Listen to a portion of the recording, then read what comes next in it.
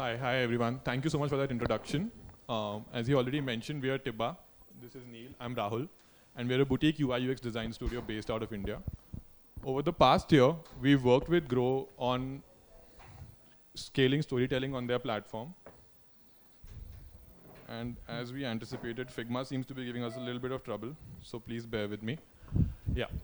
We've been working with Groww over the past year on scaling storytelling across their platform, and we're here to talk about it. Our talk is titled Democratizing Financial Data for a Growing India. Uh, Over the last decade or so, India has seen a huge surge in retail investors. Uh, since NSE's inception in 1994 to 2008, that's a period of 14 years, we added 1 crore investors to the NSE. Whereas over the past 5 years, this number has jumped 3.6x to 11.2 crores, right? Whereas retail holdings have surged to 10x of their value in 2015.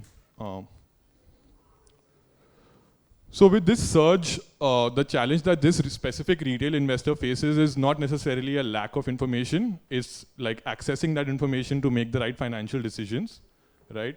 When a retail investor goes out looking for information, this is typically, different types of mediums that you see, all of which like hide the information that they need behind financial verbiage or, just obfuscating data. So what we worked with them on is simplifying this and presenting it in a visually engaging format, which we now call Groww Stories. What this does is it essentially makes it easy for investors or beginning investors to engage with financial data and material and documents, and therein like extract the information that they need, and at the same time allows us to sort of educate them and act as a gateway into deeper knowledge in the sector. What we've done with Groww Stories or like documents that we work on representing are things like quarterly reports that companies release at the end of every quarter, or financial events that impact the markets. Or we do IPO filings by companies and we represent the data within them to let investors take a decision on whether they should or not file for an IPO, subscribe to an IPO. And we also do like live coverage of events such as like the budget or RBI meets and things like that. How this entire system works and how we've scaled this process is something that I'll let Neel explain. Right. Hey folks, so I'm going to be talking to you about the process that enables us to push out multiple such stories a day for Groww. So we start at about 11 a.m. and we're going to be looking at a quarterly result as an example. So we start at about 11 a.m. and we have a document that looks a little something like this. We have a slide-by-slide breakdown of the data we need to visualize along with distilled insights. What we do with this document is we take it and we map it to our existing design system and pattern library. So you can see examples of pie and donut charts, bubble charts, line charts, and bar charts, for example. Once this is done, we start executing. And in about an hour, the first story is ready for feedback. While the feedback starts pouring in, we take that time to work through the slightly more complicated slides, which may require custom visualizations. And in about an hour and a half from when we receive the document, the first story for the day is ready.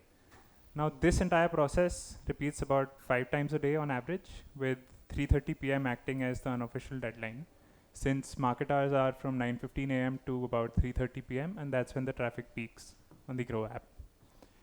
This process largely remains the same for IPO stories, generic editorial stories, and quarterly results.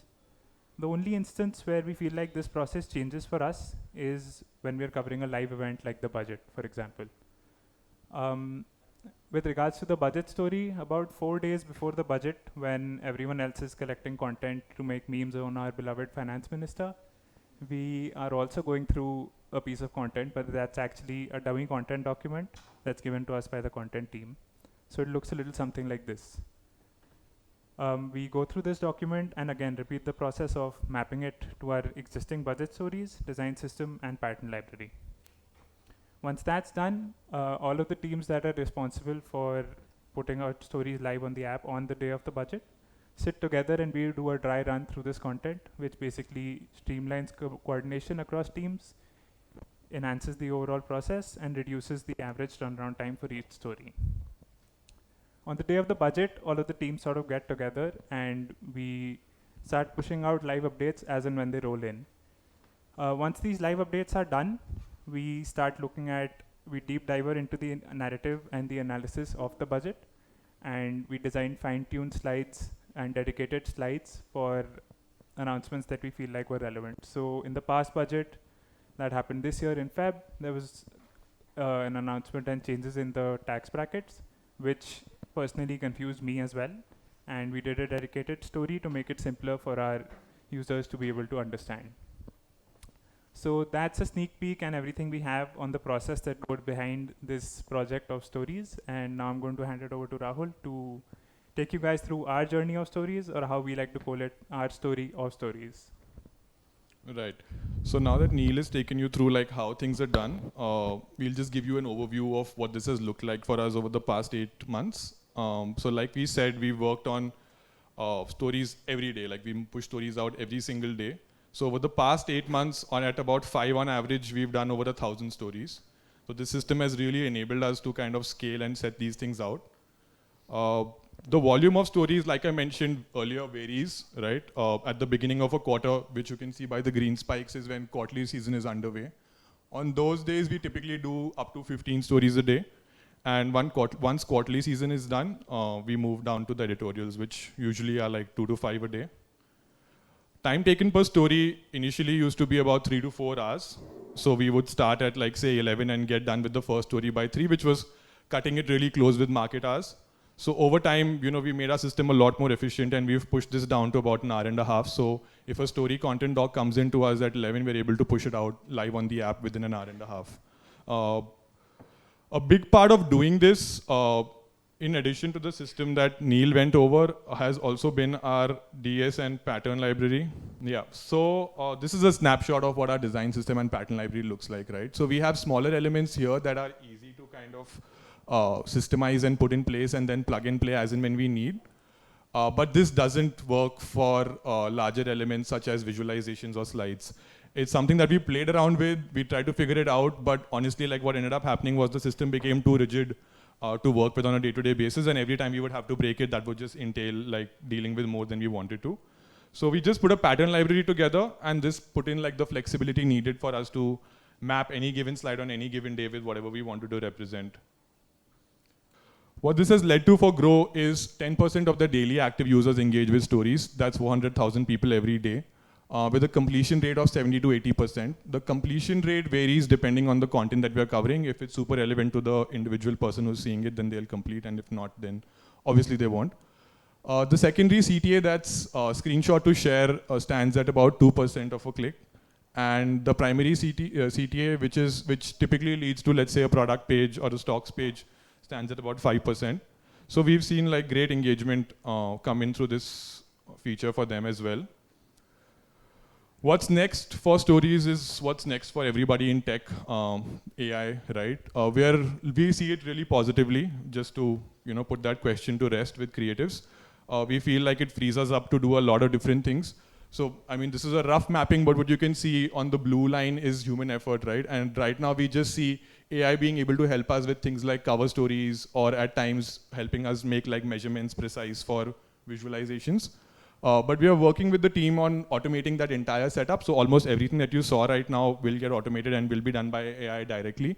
What that does for us is, like, while we see a dip in our effort, that gap essentially allows us to basically scale on different methods of storytelling or motion design. But yeah, I'll leave you with our key takeaways on the screen while I open the floor for questions.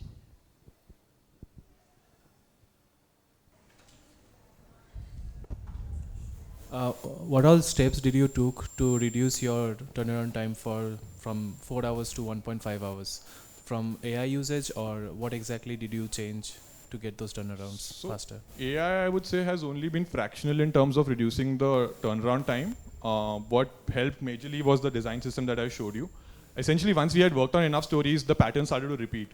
So that itself enabled us to push things out like much faster than it would have initially when we were creating each slide to begin with. And that had the most impact. We use AI to do like niggling things like illustrations sometimes, or like covers and stuff right now. But beyond that, it doesn't really impact our turnaround time in a great way right now. And I think to add to that, I mean, also just 8 months of doing this day in, day out sort of helps you streamline the process and figure out where you're lacking and then improve and build on that.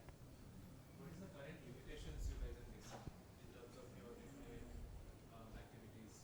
Honestly, human limitations, man. That's why we are looking forward to AI very positively, because the amount of stuff that the content team can cover and pass on to us is limited by the number of people they put on the job. So while I said we do 15 quarterly reports a day, they release 100 plus quarterly reports a day. So we are only covering a fraction of those that we know catch retail investors' eye the most. So being able to surpass that limitation of humans, that would like be a big step jump forward in this. Hi, really interesting talk, guys. My question was about, you said that you consistently put out stories when like news is breaking, for example, the budget and everything. And for example, with this year's tax slab, there was a lot of confusion around calculating that. So if there's an error or something that's misrepresented in your visualization, how do you amend that? And then what do you do to make sure that the turnaround time for that is short and, you know, there's not many people dwelling on it when it's already out there?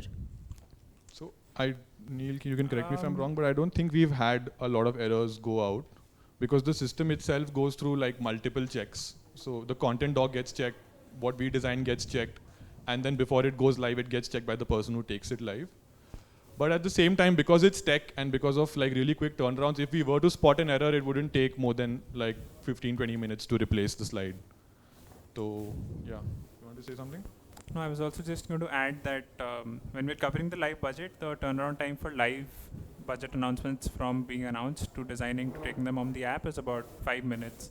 And within that, we have an entire process of checking on the content and then checking on the final designs. Like I showed you during our process, there's a feedback loop that's incorporated within it to avoid such errors.